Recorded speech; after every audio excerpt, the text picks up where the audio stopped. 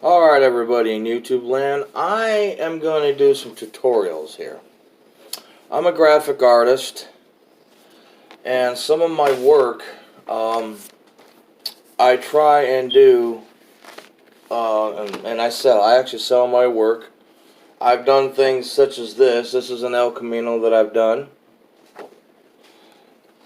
I do things such as this, a Mustang doing a burnout.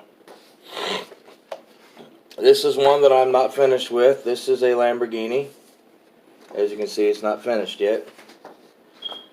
But there are many others that I have here. I have one that I actually was not able to, I was supposed to have sold it to someone, but that person didn't purchase it. This is a lowrider, Texas lowrider. But anyway, today I'm going to do I'm going to show you basically the basic concept of getting cars right the first time. Now, the car that I'm going to use for the template today is a Chevelle. This is a Chevelle.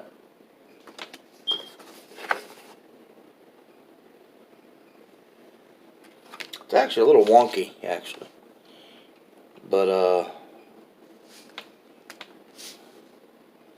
so basically we're going to take out the wonkiness and, just do some, shading. You know, things like that that would actually, make the car look a little better. Now, when you draw the car, you want to have a first-person perspective on the car, and if you have areas like the area that I just showed you, you can actually you can fix that, because like the area here, this area here that I showed you, this was kind of wonky, and we want to give that the same look as this. So what we're going to do is we're going to pull shadows in from that, and you can actually one of the things that I use is Prismacolor assorted markers. This is Prismacolor assorted markers, and the one that I use for this is a feathered marker. You want to get you want to use something like that has this feather tip on it, because when you're making a correction like that, this feather tip is actually, see how it's a feather tip? It's actually very good for doing shading projects, and as you'll see here in a moment,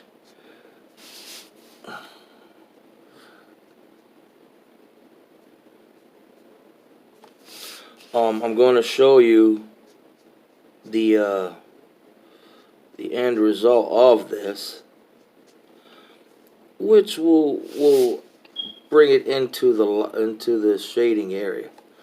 And see, basically, I just use just a couple of strokes of this, and then I'll bring in something different, like this Sharpie.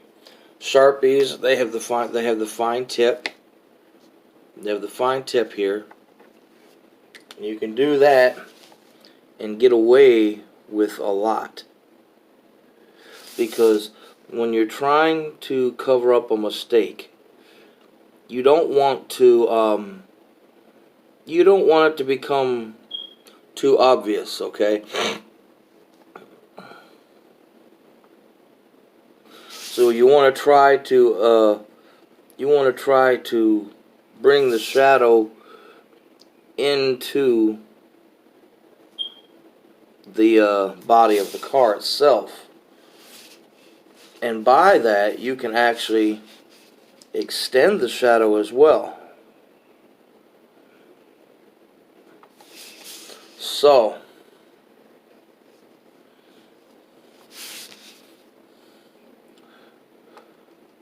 when you extend the shadows, you actually give more attention.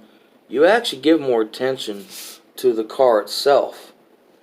And then when you do that, when you actually do that, where are you at here? Is this the camera? Yeah. When you do that, you actually make sure that you do it to the other side too, but not as much, because when you do it to the other side, you want to give the illusion of that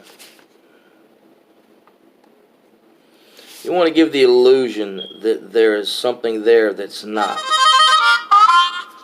And when you give that illusion, it actually blends in with the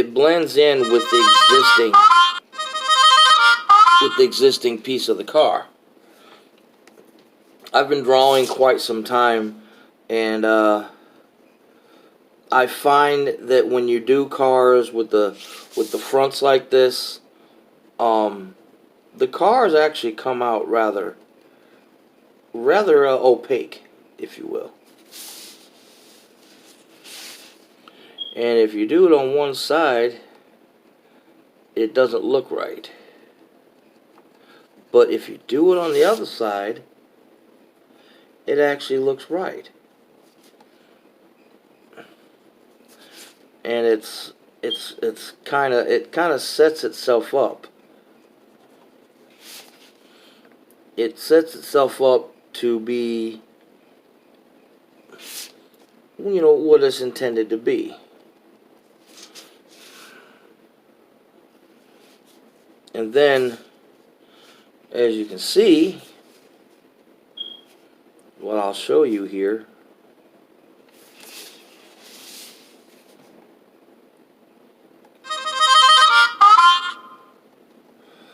it lends itself to a bit of character. There's a little bit of character in everything that we do as humans. And when you lend that character to what you're doing, you come up with this. And the car actually looks a little bit more solid. It's still a little tilted, but it still looks a little more solid now. So it gives it a little bit more substance.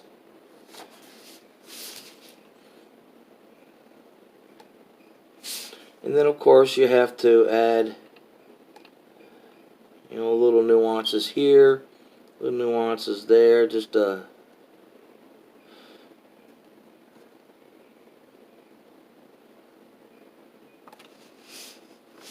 basically just give it its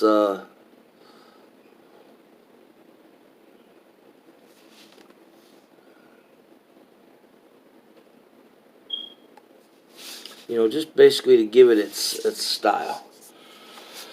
Now, there, as you can see, is the beginnings of a good-looking car. Now the next step is, this is going to be a special car, because I'm doing this for my father. So, you need to have the stripes right. So now I'm going to focus on the stripes. For the stripes,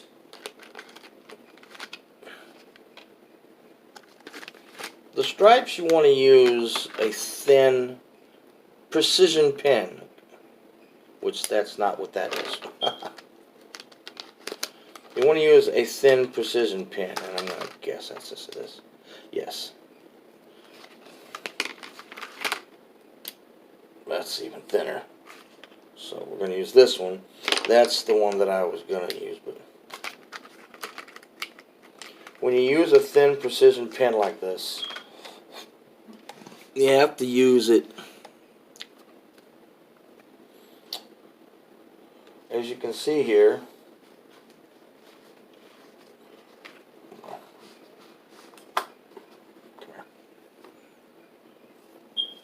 this is a very precision pen. I'm going to show you the tip of this. It's very precision, and as you can see, it's going to do the job. So this is actually going to just double the line already put down for the stripe.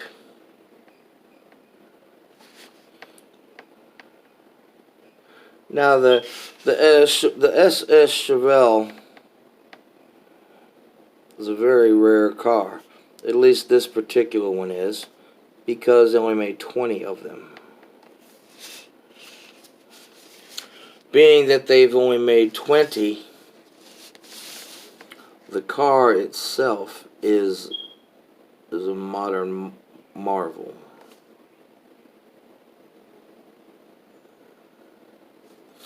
And so, by doing this car, you know, we're doing something here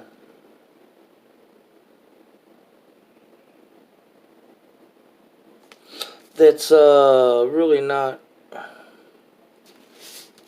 hasn't been done.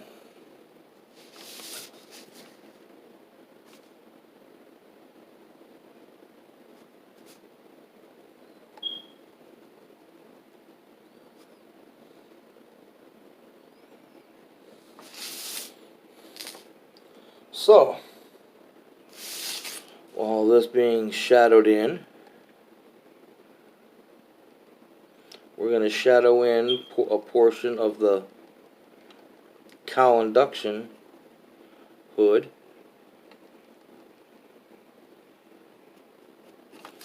And there we have that.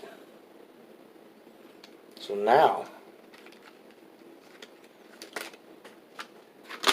we're going to feather in the black stripe. For many of you car aficionados out there, you will know the significance of the Chevelle SS 454. You will understand the significance behind its rarity. For those who don't know, well, bone up on it. This car is a very special car. And to own one is to own a piece of history. So, for those of you out there who aren't familiar, the SS 396, SS 454 was very special because there was one key element to this car that no other Chevelle had at the time. This car had side pipes. And for a Chevelle to have side pipes of that era was absolutely just out of the box, just totally rare. A Chevelle having side pipes was what was unheard of, because mostly back then the cars that had side pipes were cars like Camaros, the Baldwin Motion Corvette, even the Baldwin Motion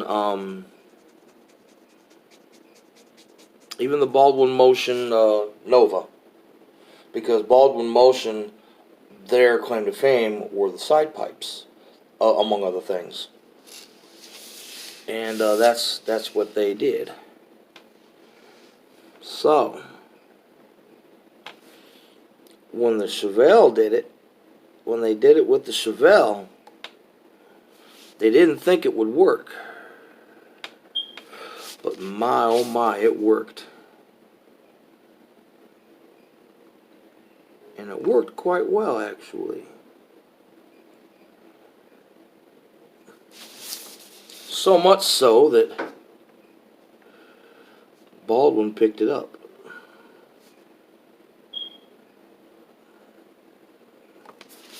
So, when I'm done here,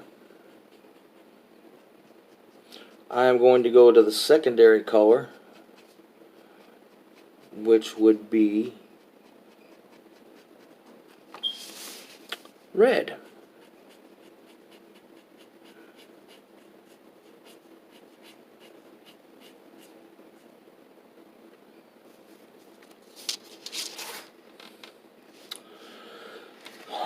Well, actually, before I go to the red, I have to thicken the outer lines of this Chevelle, of the stripes on this Chevelle, actually. So, to thicken the outer lines, I am going to go back to my Sharpie. So far, here's what we have. This is what we have so far. Now, you can draw like this, too. It's not that hard. Takes a lifetime of experience, but I'm sure that those of you out there who really want to learn how to draw cars can do this.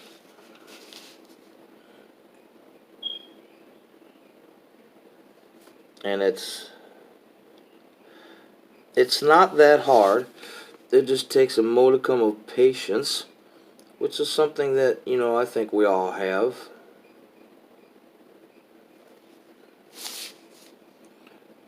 And sometimes we exhibit it.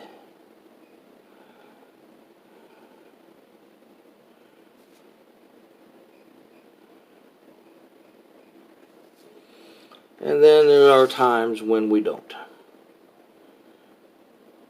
But nonetheless, if you really just take your time and press forward with what you're doing, the end result can really become quite beautiful.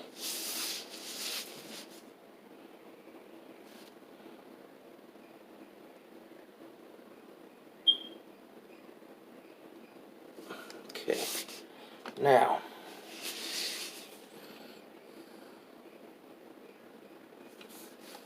some of these lines have to be cleaned up just a touch, just before we hit to the red.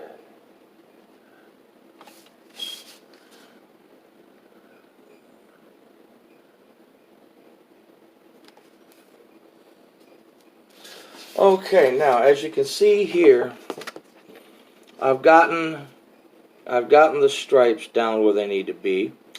I've tightened up the mistakes on here, so try to make everything even as possible. And to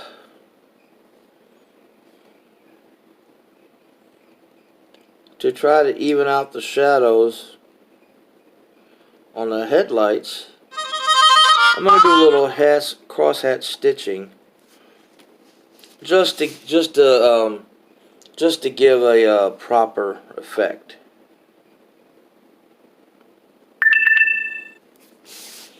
So now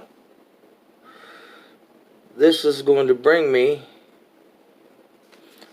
to the end of my first video. Okay, now here's what you should have now. This is the front end of the Chevelle. Now, in my next video,